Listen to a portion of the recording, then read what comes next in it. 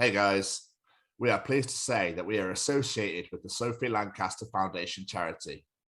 And now, a message from one of our supporters. Hi, I'm Manny Malpass, Metalhead from BBC Two's The Ranga Nation. Thank you so much for the work you do in the Sophie Lancaster Foundation. As someone that grew up different and was drawn to this community because I was different, the work that you do to combat bullying and to prevent prejudice for people like us, just because of the way we look, is invaluable. Every time somebody donates or raises funds for the Sophie Lancaster Foundation, they're working to ensure that nobody ever has to suffer again. I'm very, very proud to have been able to donate to it in the past, and I hope you continue the work you're doing far, far into the future. Thank you so much. To learn more about this wonderful charity, head on over to www.sophielancasterfoundation.com. Hey Jamie, do you like being cozy? I do. And do you like staying cozy? I like that even more. Then just heading over to www.staycozyclothing.com, where you can find hoodies, tees, sweaters, and much, much more, with a new fall line out now. And just enter The Chronicles as one word at checkout to receive 10% off your order. And make sure you follow them on the Instagram at Stay Cozy Clothing to keep up to date with all the new designs. Remember, guys, that's The Chronicles as one word at checkout to receive 10% off your order.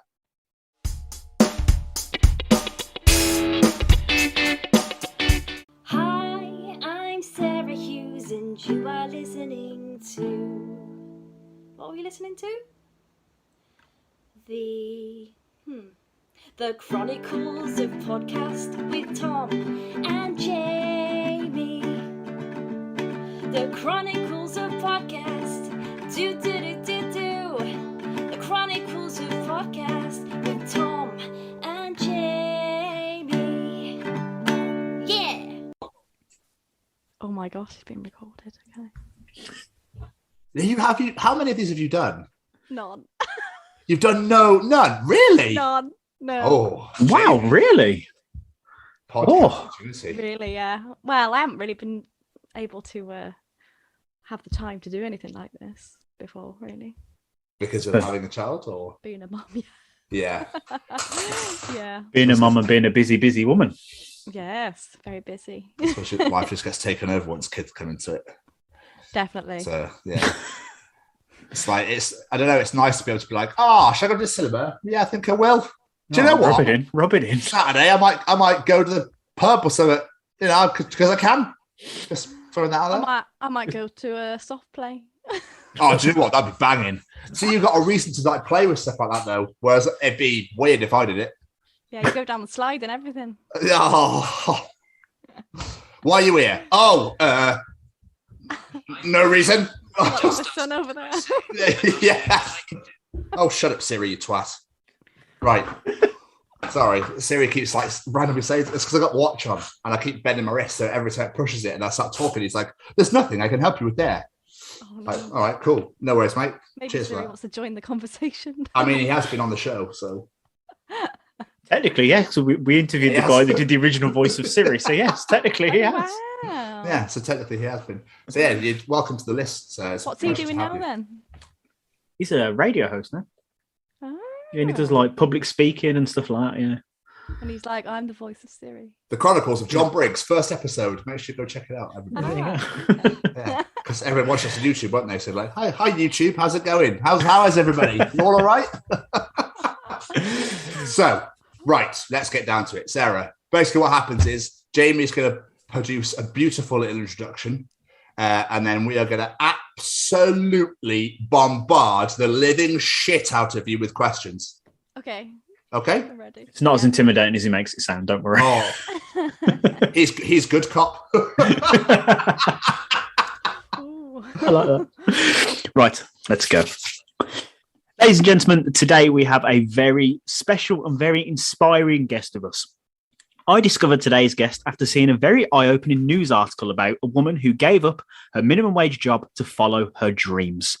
She has done this and worked for companies like Disney, John Adams, Little Baby Bum, and many, many more. To the professional world, she is ShiftyPop, But today we welcome you to the Chronicles of Sarah Hughes. Yeah, clap for yourself. Yeah. There's only 2 hands, so I thought I'd join in. Yeah. It's graciously appreciated. Thank you so much for coming on. We really appreciate it. Oh, you're welcome. Yeah. Oh, anyway, Sarah, let's get to the hard-hitting stuff, shall we? Okay. How have your last 18 months been? Oh, gosh. Last 18 months. Is this the beginning of lockdown? Because has that been over 18 months now? Yeah, well, I don't know. Because it used to be, how was your last 6? And then how was your last year? And I think I'm at 18. Has it been longer than 18 months now? Was it March? Yeah, it's been, no, yeah. Yeah, it's been 19.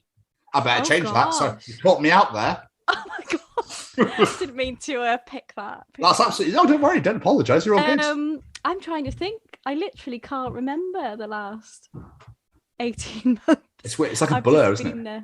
I've just been mumming and doing music because I had my baby November 2019. Congratulations. And then, thank you. and then lockdown obviously came in when he was about 4 months. And I was off maternity leave.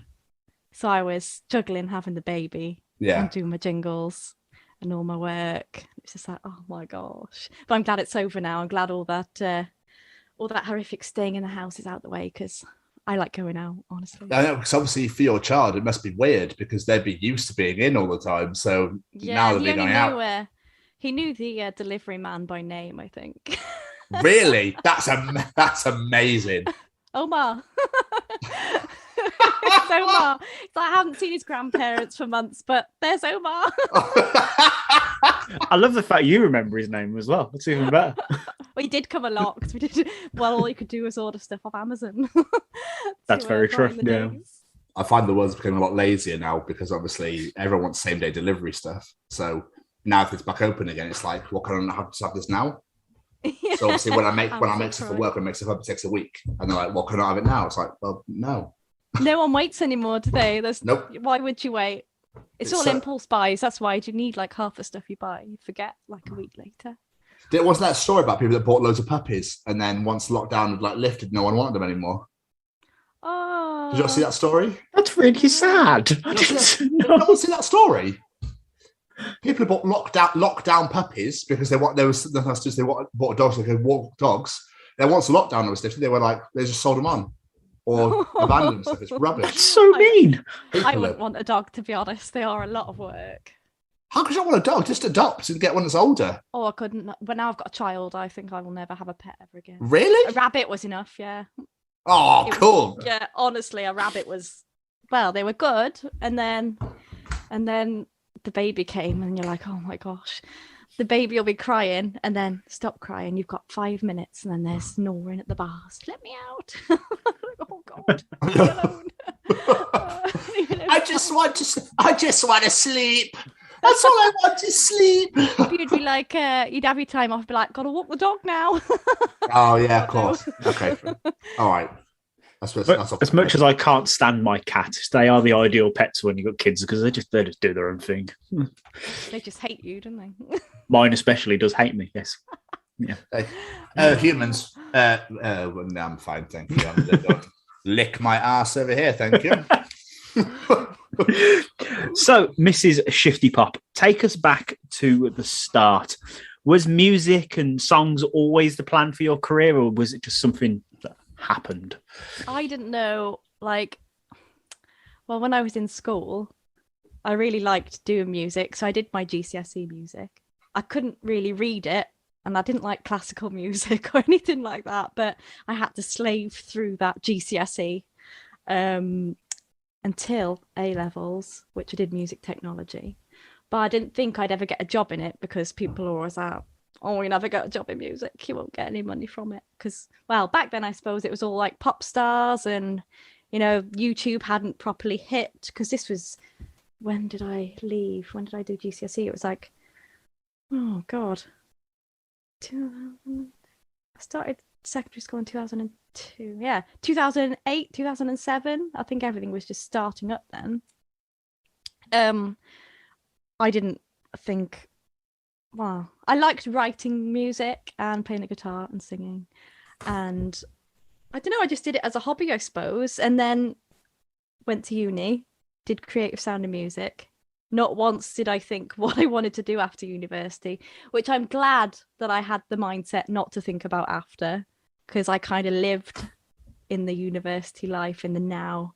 No panic, just go out, have a few drinks, come and roll into lectures the next day.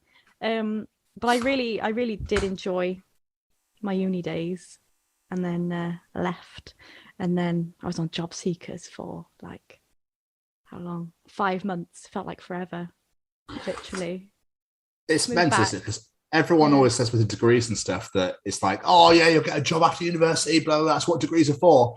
And yet you say you're on job seekers for 5 months. But yeah, and I told them what I wanted to do, and they're just like, basically, they don't kind of tell creative people, oh yeah, you can do that, you know. They're there to be like, you got to go and work at Krispy Kreme's. You got to go for that job. They sent me for a bank interview, so I went all the way to Wolverhampton on the bus. I'm so sorry. You poor And son. my long distance boyfriend, who's my husband now, he came with me. He was down to visit. I had to go to this interview, and then I did all the questions. I thought, yeah, I've got it all right. I've answered every question right. And then they're like, why are you here? You're overqualified. I was like, oh God, I've just wasted my whole day. No. Yeah, I've done that. Barclays, I've been turned down for a job before because I was overqualified. I've never understood that. So I applied. I want this job. Give it me if I'm overqualified. To be fair, there's a lot of porn stars out there anyway. Oh my God. Hey? Because he's overqualified, so there's a lot of porn stars out there already, so they obviously didn't need you. Sorry, carry on, Sarah. I've just completely killed the conversation now. I do apologize. I tried to be funny, right? And I fucked it up. What can I say?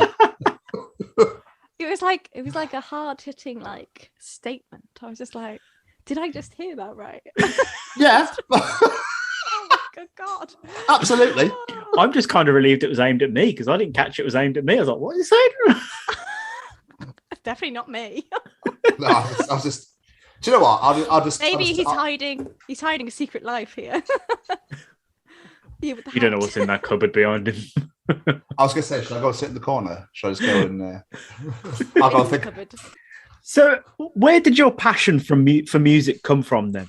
And was it like from your parents or just... No, none of my family are creative, really. Do you have any inspirations? Who would you listen to when you were younger? Oh, McFly. Oh, That is my absolute inspiration.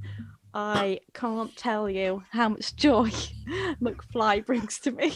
You answered that so fast. It was amazing. I love McFly. I saw them play in Cardiff 2 weeks ago. Oh, did you? Yeah. Oh my God, they're so good. They will always be really good. Like, I need to just stop thinking about it now. They were the secret act at Slambook Festival, weren't they?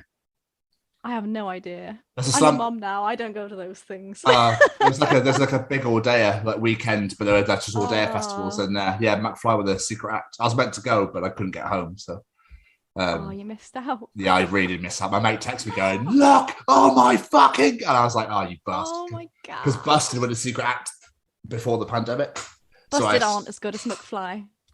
Oh, that's a big statement, and I don't like. They're a bit crude, I think, these days. Busted are. Really? When they collaborated to McBusted, it was an unusual collaboration. It was good, but nothing beats McFly on their own. McFly's songs, yes, okay. I'm a McFly girl. Now we know why you wanted to do work involving like with kids, because you saw Tom Fletcher has a kids book out and you're like, it's my way in. To be fair, actually, when he was doing his book tour, I did go to that, and I was so nervous beforehand. I was just like, oh my God, I can't go. And then I got there and I was just like, oh God. I just thought, well, what am I going to say? I don't know. I do these things and then I get there and I'm like, I've got nothing to ask. I just oh my God. Is that where you get? I got a signed book and it does say to ShiftyPop in it, so that's quite cool. That's amazing. What did you say to him? Did you say anything? No. I love you. Oh, I didn't tell him that. I'm too cool for that. I'm Shifty Pop. Can't tell him that. I love you. So what was it that made you want to take music as a career then, especially like jingles and voiceovers and whatnot? Oh, well, in uni we used to do briefs like a lot for our modules, and I really liked doing like the deadline stuff, but I never I thought at one point, oh, maybe like try and get my foot in the door somewhere and write for pop stars or something. That'd be quite nice, because I don't just do the kids stuff, I do my own ukulele stuff as well. But I don't know, for our last year of uni we had to do like a big project, and I created a band called Toy Pop, and it was 4 girls with toy instruments, and then I wrote an EP and released it. So that was so good. It was such fun. We were absolutely awful, but it was really good. It was great fun. So I did that, and then I left and went back to Shropshire, which was quite a far way away. We did a few gigs, and then it kind of fizzled out. And I just thought, well, I don't want to stop doing that. And I knew about Fiverr.com already, so I just started selling instrumentals on there, because when I left uni, I always remembered the lecturer saying, don't ever stop writing or stop doing what you're doing. Like, to everybody he said this, because you'll just get out of the swing of it. But I found it quite difficult moving back home and like not having a reason to write anymore as such, because I forgot how to write for myself, because I had briefs and deadlines and stuff.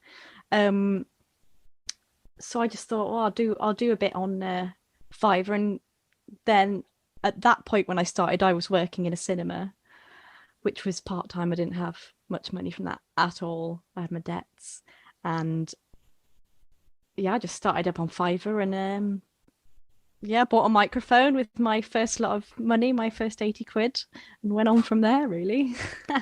That's amazing. Can I just go back a second? Because I want, when you mentioned classical music at GCSE, because I did GCSE music as well, why is it always classical? Why can't we do other bits? I don't understand why it has to get rammed down your throat.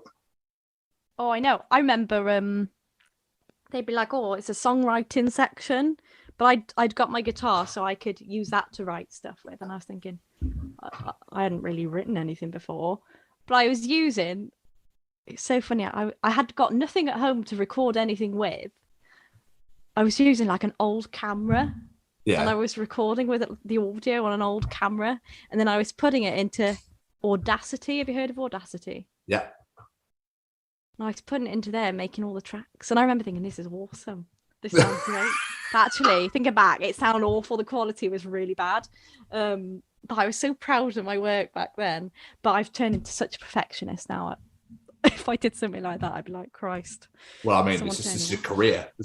So, excuse me. But I like, for anyone watching, like, if you see yourself as a future musician, there's no reason why you can't these days.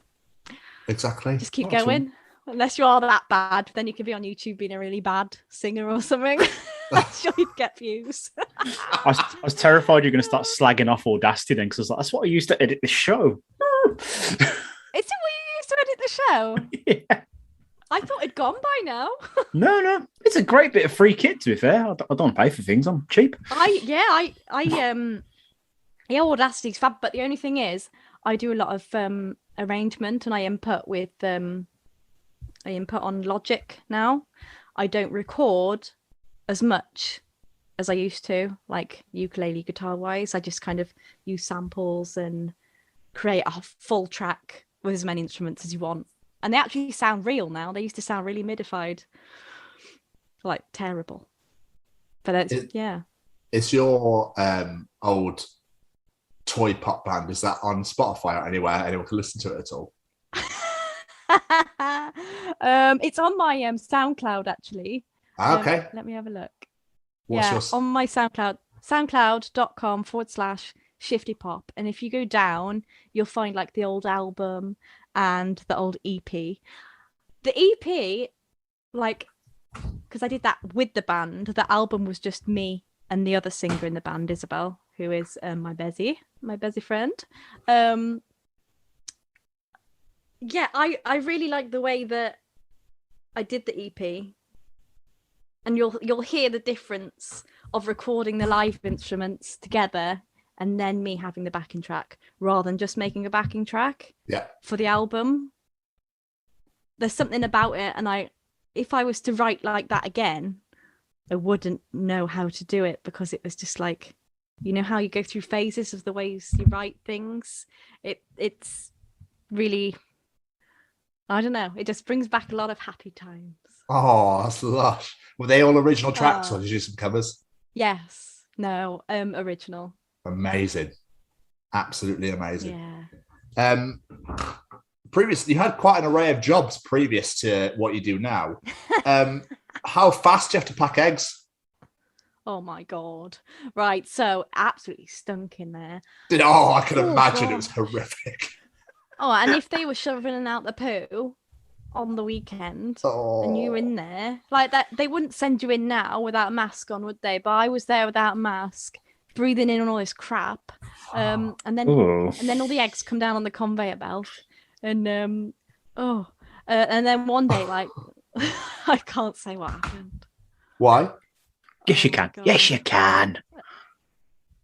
A head of a chicken came down. No! It got stuck and it came down that night. Oh, God. I don't know why I did it, because I didn't even need to work. I would have been better off just not going. I was really quite young then. Was it just put it into the cases? Is that what it was? Yeah, and then they go through like a sorter that measures small, medium, large, and then they go into the boxes and they stamp them then. Oh, okay. And the really messy, horrible ones, you discard them, and then I think they use them as, like, I don't know, make cake or something. Who knows? I don't know what they did with them. The farmer's wife makes so many cakes of all the misshapen eggs. That, or they go into the fucking, like, all-you-can-eat breakfast in a tin. Like, go to that shit. The really cheap eggs. Yeah. These are all the nice posh eggs, and these are the Sainsbury's Basics eggs. Yeah, it was an interesting job. I remember asking for a pay rise at Christmas, and I was really happy because they said, "Yeah, you can have £3 an hour instead of £2.50." Oh, £3 an hour, and that's the pay rise. Jesus Christ! I know. And then I got a job working in a pub, which was like an extra 50p an hour. And then I went up to work in for a catering company that travel around, do waitressing and stuff. But I prefer to wash up in the sink, really, in the kitchen, not to be seen. But I did quite like waitressing because you did less. Like, washing up's all great, you don't have to talk to anyone. But going out and waitressing, half of them just stand there doing nothing. So I did serve James Blunt once, actually. Did you? Amazing. Yeah, I did. Yeah, they used to, because it was a catering. They went round to like big houses and things. They did big weddings. Oh, okay. Yeah, that was good. I really enjoyed that job. That was a really good job. And I did that for like 6-7 years. And I'd come back from uni and then I'd carry on. And then it got to the point where I was in my overdraft because I was doing driving lessons. I went into it like £500. And I thought, I'm working, I'm getting money, and then it's just topping my overdraft back up. I'm not getting off from the zero. I'm like, what's the point? But yeah, I left in the end. I did work for a pat testing company as well, a lighting company. Did pat testing. That was awesome. Yeah? Yeah, I liked that because, I don't know, it was a lot more money again. And this time it did feel like a lot of money. Would it be like a normal person's wage? I don't know. It feels weird. Do you not need qualifications to do it? Because it's all electrical, isn't it? Or is this the case of does it work? Cool. I was watched over. I was doing like the easy bits. Oh, okay. I did enjoy it. I did really enjoy doing that job, but it wasn't a creative job. So it wasn't. I can imagine not. So I read on your website, it says like you were doing odd jobs and then one day you discovered Fiverr. And within a year of joining, you were doing full-time work, doing music and jingles and whatnot. Well, Yeah, it was full time, but I wasn't earning the full time amount I'd want to have. But I was earning enough to pay my bills and enough to, have my own flat with my husband that I've got now, or the one I've always been with. That sounds like I've had loads. I got him, so I kept him. No, he's wonderful. Yeah, the money went kind of up gradually the more time, because like when I left the cinema and moved to like the middle of nowhere in the Forest of Dean, I had so much time on my hands. A lot of it was spent thinking, oh my god, I need some more work, because my work doesn't take much time up, so you feel like you've got loads of time spare, of which I don't have now because I've got a kid. So I definitely took all that for granted, and just like, yeah, I took the time really for granted. Anyone that does that now, don't do it if you're planning to have a family in the future, because you just don't know how much time you've got if you've got such a flexible job. Surely you're happy though. Surely this is everything you wanted in a way. It is everything I wanted, but I think that currently I'm feeling now I need more challenges. Okay. Because I'm so like perfected in what I'm doing, which sounds like terrible. But like when I went to see McFly the other week, I decided actually I'm gonna go and do an open mic night, because I've stopped performing completely. After the band split up, I stopped. What did I do? I stopped doing anything. Well, I was solo before the band, and then I got comfortable in the band, and it's really hard to go back to doing it by yourself. So I just didn't. And then I joined back up with the other singer and ukulele player that was in Toy Pop, Isabel, and we did like a duo called A Different Kind of Smile. And then what like name! A few gigs here and there. It's a great name. Well, that is a good name. So that was really fun. Like, she's like my musical soulmate, as you could say. But she is a performer and in another band. Well, she's in two bands. And I've also got my songwriting stuff. That's my income. So like it was like our hobby in the end. And then I got married, and we played at my wedding. I didn't marry her, I married. The band was going well. Thought, you know, I'm going to marry this woman. Why not? Oh god. And then I got pregnant, and then I thought, oh, because everyone like says, oh, life will never be the same. You'll never have time to do this anymore. You never have time to do that. And I thought, oh, that's it then. That's my career over. I'm going to just stop playing and stop bothering, and I'm going to have a baby.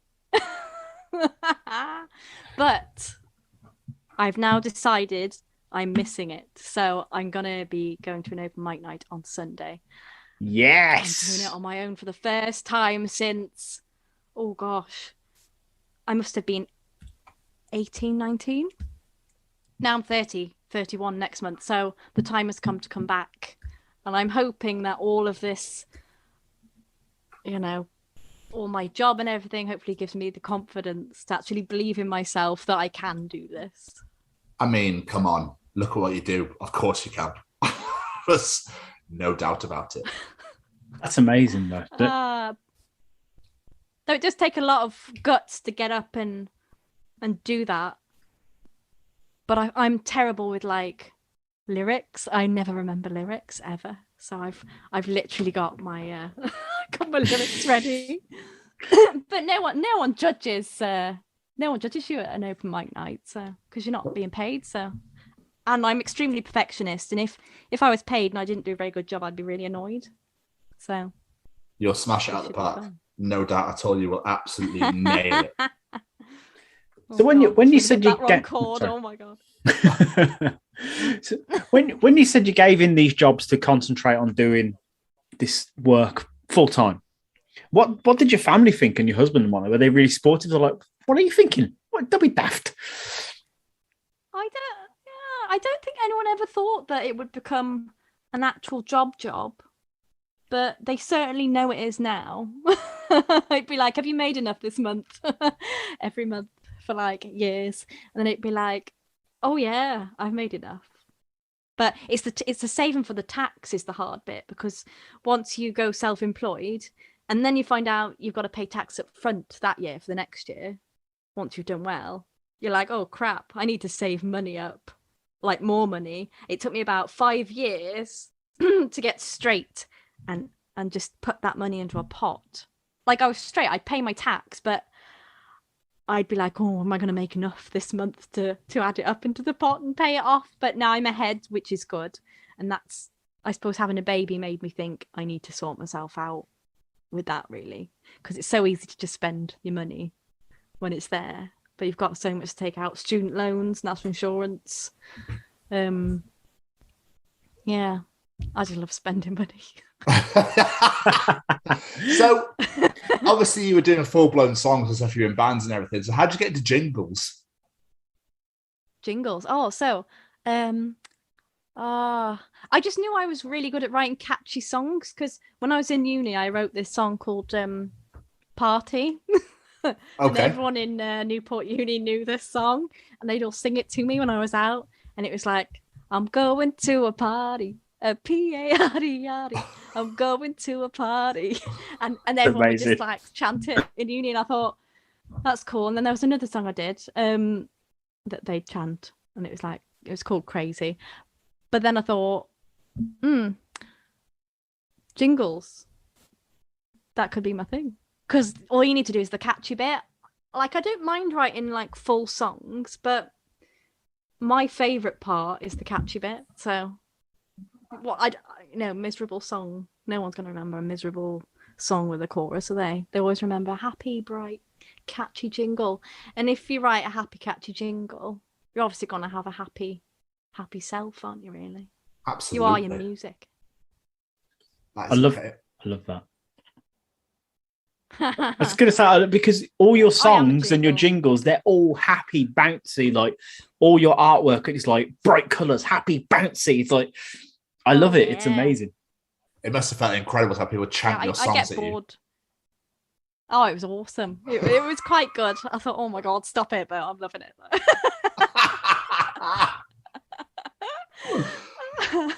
And it obviously became... I hope they all remember that to this day.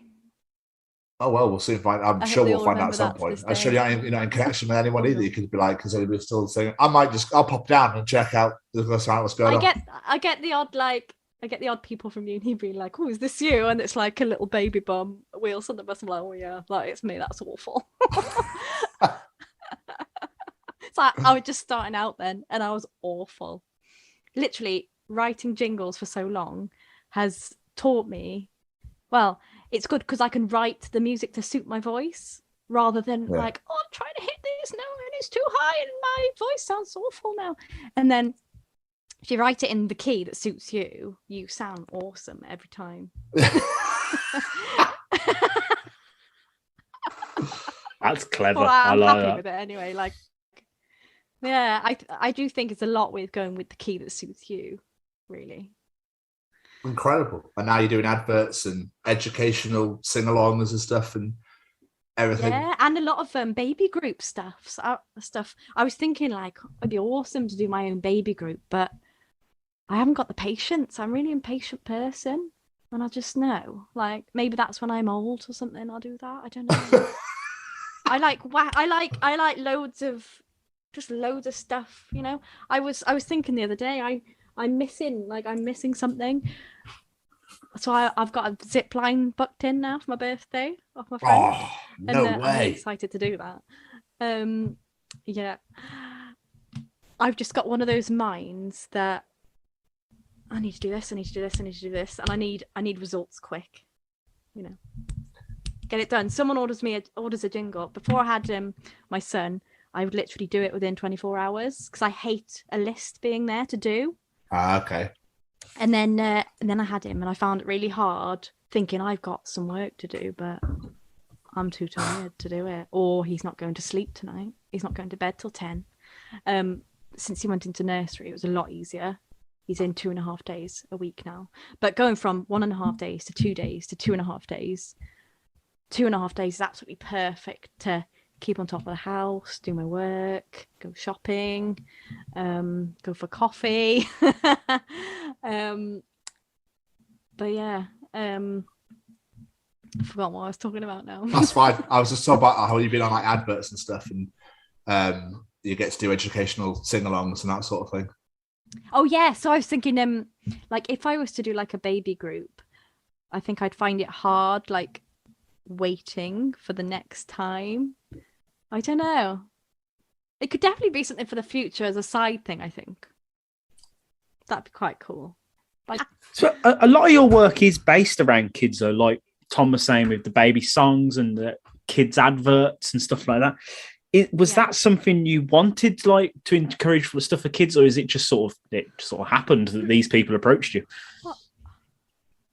because of Toy Pop, I think I had like my niche. Yeah, so I think Toy Pop like linked in with like toy stuff, but we did have a lot of like old men coming to watch us, rather than kids, which was a bit strange. It's a bit weird. Well, I know. But I think my sound matches kids stuff really well.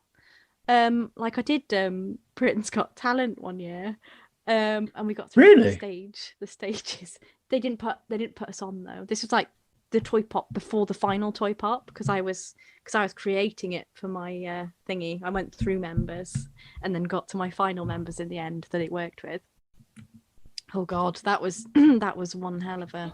It was the most amazing day ever. I met Anton Deck and Stephen Mulhern, but like, yeah, they oh, well, who knows what they do? They've stopped now, haven't they? Have they done their last one? Their last year? I Don't Britain's have a Got clue, Talent. to be honest. I don't I really thought watch X it. Factor's stopped, but I don't think Britain's Got Talent has. Exactly, yeah. I just never thought I'd ever hear anyone say it was the greatest day ever. I met Anton Deck. Oh yeah, I hugged them a bit too long. That's oh yeah, it's worth it to meet Anton Deck. It's amazing. But I do think they're quite scripted on what they're gonna say anyway. So I think we went up to be absolutely slated, but I had a good comeback. I don't know where it came from, but I had a good comeback for everything they said. And then I think it was Alicia Dixon. She was like, Alicia Dixon, yeah. She was like, "Oh, I like you." I thought, thank God for that. Can you remember what they said? David Williams was there. He said, "Oh, this is what the taxpayers are paying for," or something about university. I said I wrote this. I got asked if I was drunk when I wrote one of my song when I wrote the song. What? Probably. Wow. Was. I know they said some epic stuff, and I thought, well, you know, look at me now. Up yours, David Williams. Steve, if I was a very you know, some people get knocked down by that kind of stuff, like quite bad, and like that could have been my absolute dream, like it was. I just didn't know it yet. And they could have literally made me want to do a crap job for the rest of my life, but I didn't. So screw you. Yeah, exactly. Yes. So is all the work you do people approaching you, or do you like apply for jobs and roles, especially when it comes to the big companies like Disney and whatnot? I get approached. Yeah.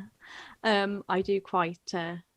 I don't really have the time to approach people. There's times in the past where I have, but I don't think you get anywhere really approaching people. Fiverr's got this like buyer's request thing, but everyone wants something for $5 or $10 in there. The majority, when I've looked, they might not now. It might have changed, but like, I make enough work now with my return buyers not to bother looking. Oh, okay. Really. So I don't approach anybody. But if anyone wants to approach me, carry on. That's Yeah, good. I'll always find time. That's good though, because I was looking on your Fiverr account and I saw you've got like reviews from all over the world. I'm pretty certain I saw Malaysia as one of the countries on there where you've had, and the fact these people keep coming back to you, that's amazing. It's kids songs. Everyone wants kids songs at the minute. because now YouTube seems to have taken over the television. Like, who looks at normal TV anymore? Like, I used to be like, oh, is it for YouTube or is it for television? Now I'm thinking, if I say that, what's the point? Everyone's going to watch it on YouTube anyway. So there's no divide anymore. Television seems to have just like died. It's very true. Yeah, all on streaming sites now.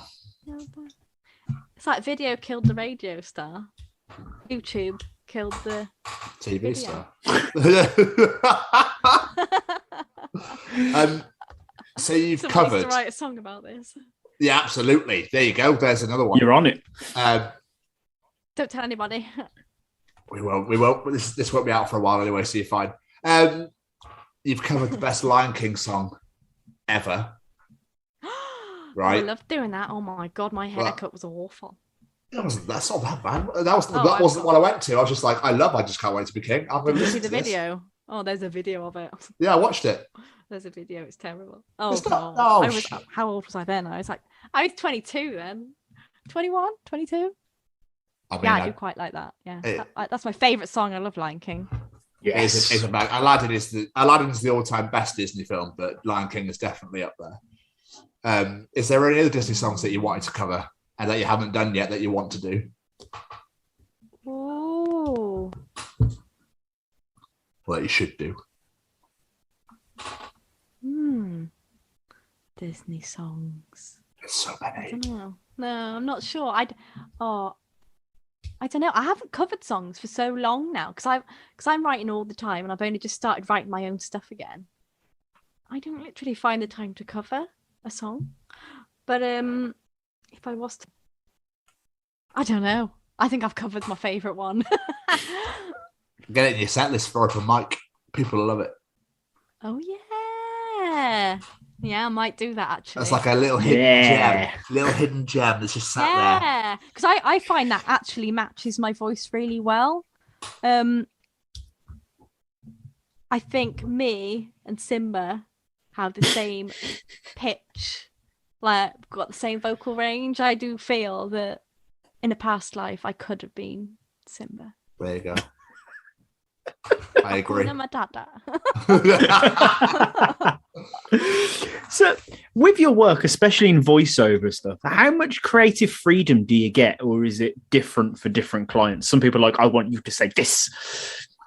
Oh, I usually get complete creative freedom. I do have an option to write lyrics, but they can give me their lyrics. Thing in my Fiverr page is what you hear is what you get, really. So if they like that style and they like the sound of my voice and they like the music on there, they generally just like what I do. Sometimes I have revisions, or can you change this word there? Because they've decided to change their lyrics, or could you end? Usually I get told to end a bit on a higher note, or can you make it slower because it's too fast? But generally, yeah, I have all the freedom really. Have you had any really weird requests? Like really weird? A long time ago, I got asked to crack an egg on my head on video. What? That was old Fiverr though. That was when everything was for $5. I'd want more than a $5 for that. And to put slime all over myself. That's not what I expected the answer to that question to be. I know. Yeah. Put slime all over yourself? Oh, I made a jingle once for someone. They did a podcast, and they wanted me to sing a song about what's in their sandwich.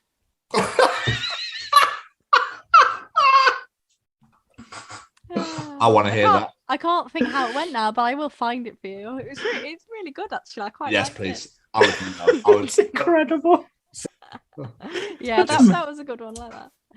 So, with the amount of products you've like advertised over the years, has that, obviously you don't need to give examples, don't worry, I don't need to throw anyone under the bus, but have there ever been any products where you're just like, wow, this is incredibly terrible, how am I going to make this look good or sound good? Oh gosh, I can't think. Sometimes people come to me though for a jingle and then it doesn't work out, and then they come for another jingle for something else that doesn't work out.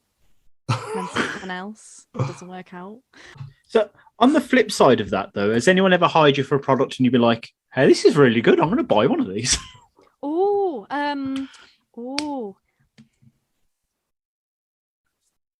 don't think I'd buy one though. I'd want it free. I did your jingle. Send me one, yeah? Please. Some people do send me some really nice gifts. I prefer not to ask, but I do like a little, like, you know, a little thing to remember some songs by. But I have been doing a lot of nursery rhymes for a company, for a lady. She's from France, but she lives in America now. But I won't tell you her life story. So she's like called Callie's Books, and she does kids books, and it's amazing. She started doing like a few, and now she's like, I need this book, I need that book, I need that book, I need that book. Well, you do the music, so like it's like 15-second slots for each page. I absolutely love that project, and she does send me some books, and I'm so happy about that because Harry really loves pushing the buttons. I'm like, oh, turn it off. I do actually hide like a lot of them in the cupboard, but I've taken a few out, but they've kind of died now. So when the button doesn't work and he's pushing it, the battery's dead, so he gets really annoyed. I should probably change it, but no, that's all right. We've all been guilty of not changing the batteries in our kids' toys. It's fine. I was going to say, I thought you'd whip your guitar out, play it for him. I tried. I pulled my ukulele out yesterday because I'm trying to practice for Sunday, and he just keeps trying to grab it off me and grab the strings. I'm thinking, well, one string looks like it might snap at some point, so I'm just like, don't touch it now. I've got to strap him in his high chair. Stop playing Baby Shark. He wants me to play Baby Shark. I was like, I'm not playing Baby Shark on Sunday. Oh, you should so open the set with Baby Shark. That's two songs. Two songs down. So, where did the name ShiftyPop actually come from? So when I was 12, you know MSN? Remember MSN? Oh, yes. And they'd got like the emoticon with the eyes that go like that. Yes. The shifty eyes. I was shifty-eyed Sarah. I don't know why that was. And then it went to Shifty Sarah for me to do my solo guitar and singing, and then it went to, and everyone called me Shifty for years and years and years up till uni, and then the band Toy Pop was created, and we all had names. So I was Shifty Pop. We'd got Fizzy Pop, Cheesy Pop, and Fruity Pop. That was our names in the band. And that's amazing. Who needs a Spice Girls? With the new ones. After I'm trying to think now. After we finished, I just kept Shifty Pop, and that's like been my thing really. That's me. I am Shifty Pop now.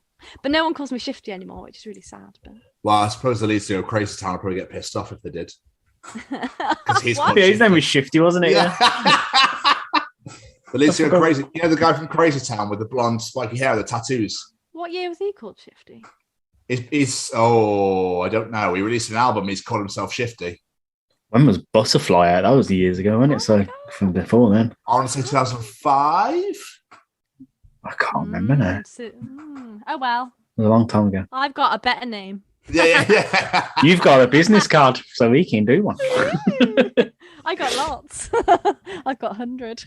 No, I've got 500, I think. Amazing. There's a lot of business cards. I got them with my, well, I'll pass them out at my open mic now. I'll have somewhere to actually pass them out because I've been sat here at my computer for ages. Where is your open mic, Matt? I'm not saying. It's in Cardiff, isn't it? No. Oh, okay. It's only local. It's local. Oh, okay.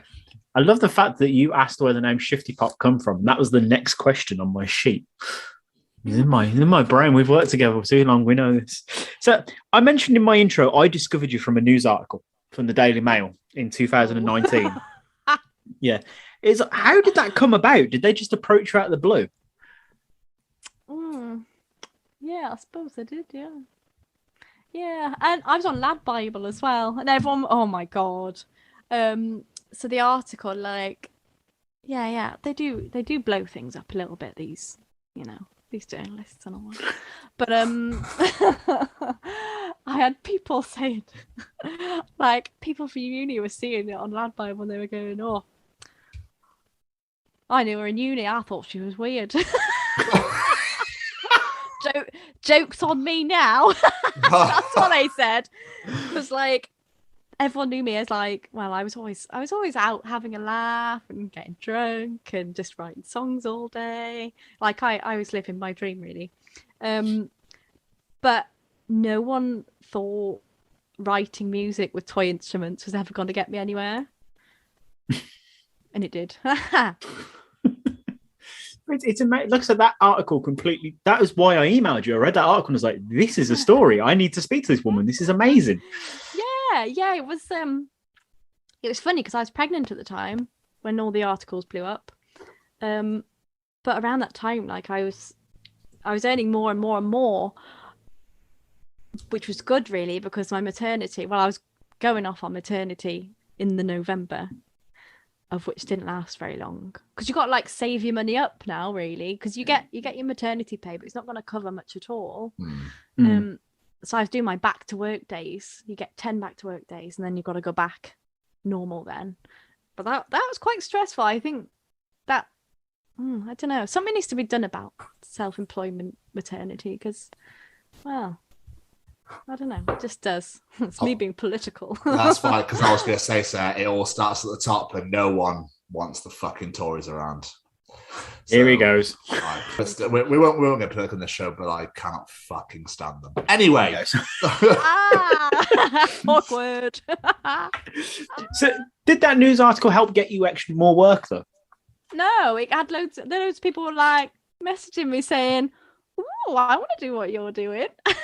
Give me some tips. Oh wow. I might have had like one or two things, but there was nothing like I didn't get much from it other than people probably like, oh, I seen her on there. But you know, who I don't know really. It was I don't know, my mind's gone blank. People wanted to start up and like sell things. I think people saw that I was a musician making money. They're like, oh my god, someone can make money on Fiverr. I'm gonna go on there too. But I think I've got quite I'm quite blessed that I started Fiverr back in 2013 when they were really small. So I've built my reputation up over 8 years. And that does show in my profile. There is so much love on there. People are like, oh, I love it. You know, people will take the time to write a paragraph about how happy they are about their happy jingle. That's incredible. Which is great. So yeah, the only advice I really give to people is make an account and just like upload a gig and just like, I don't know. How do people do it these days? I don't know. I managed to keep my top rated seller status since I had it, but that's really easy to lose these days. So I'm just like, come on, keep above. You've got like thresholds to be above. You've got to have 90% in this, 90% in that. But I only have like 6 to 10 orders a month.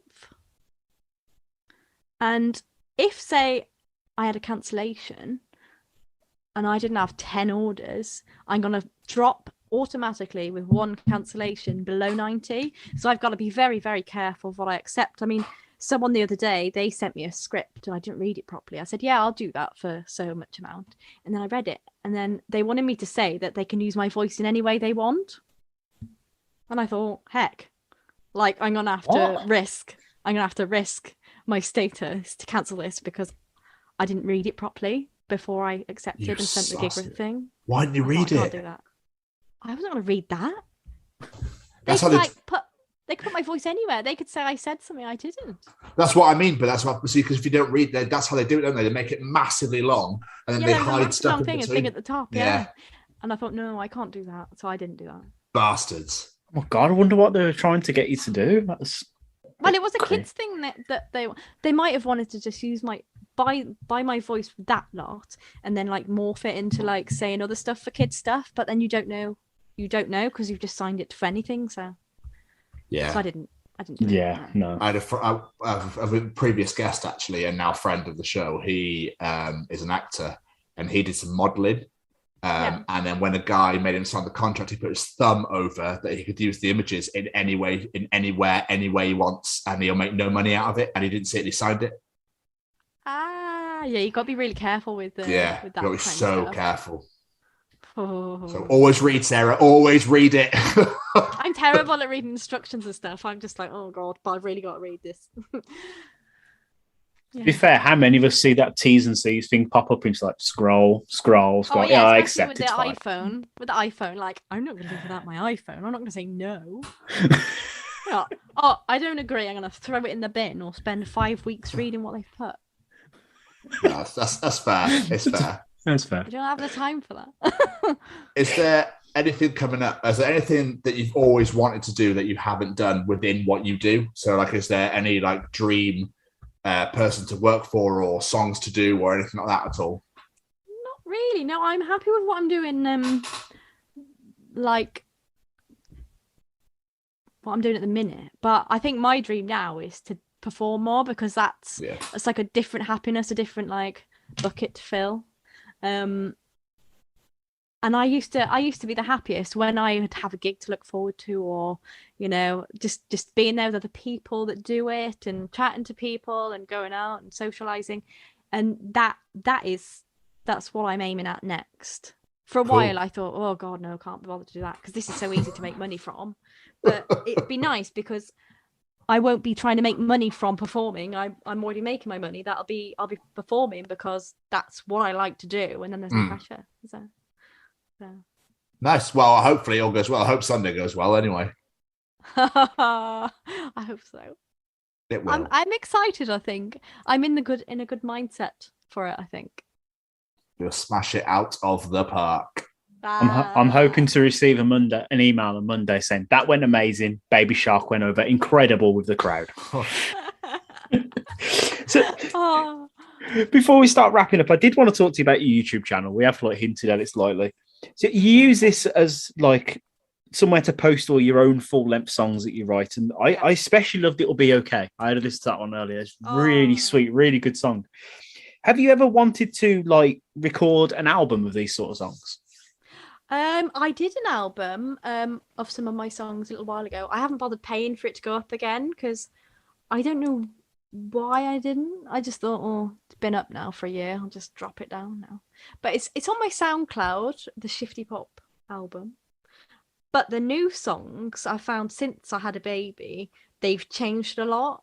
Like, yet again, I had my toy pop sound, my early toy pop sound, and then my toy pop album sound, and then I changed again and then changed again. But now it's like I'm going back to the ukulele because I've spent so long not playing it that now it's back. I'm playing it completely differently and I'm writing differently with it. Because I'm so used to writing without it and just writing with Logic and just putting things in and doing kids songs, which is kind of the same over and over again. But I think that would be another goal to do, actually, to release an album with these new ones. I mean, Mombi that I wrote, I remember writing that and Harry was in bed and I was like, hoping for him to go to sleep for so long. I knew it was lockdown and like it was the first time I hadn't got writer's block for ages. But literally just before this, I have another idea for another song, so I just recorded it on my phone, the chorus. So I'm ready for that song. And I've got another song. Yeah, I think I could have an album in a week. That's amazing. Short song called "Talking to Two Strangers on the Internet." It's all about us. I wrote one about Facebook stalker once, so Did you? That's amazing. So, Tom, have you got any other questions before we wrap up? Just anything that you've got coming up at all now? Anything you've got coming up at all, apart from gigging? I've got...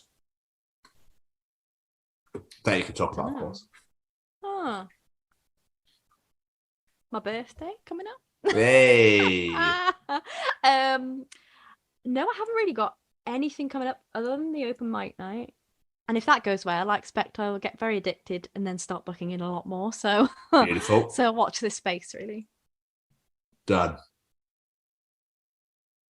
That's amazing. Right, before we let you go, we like to play a little game with our guests, if you are willing. Okay. We call it the quick fire round. We ask you 5 questions and you answer them as quick as you can. She's embracing herself. Your favourite pizza topping? Ham and pine. No, pineapple. I don't Just like ham. pineapple. Pineapple, peppers, onions, and a sweet corn and cheese. I ordered a pizza once without cheese by accident on Domino's. Ugh. No. Oh. I didn't select cheese. I thought, you didn't have to select cheese because obviously cheese comes on it. But Yes, pizza.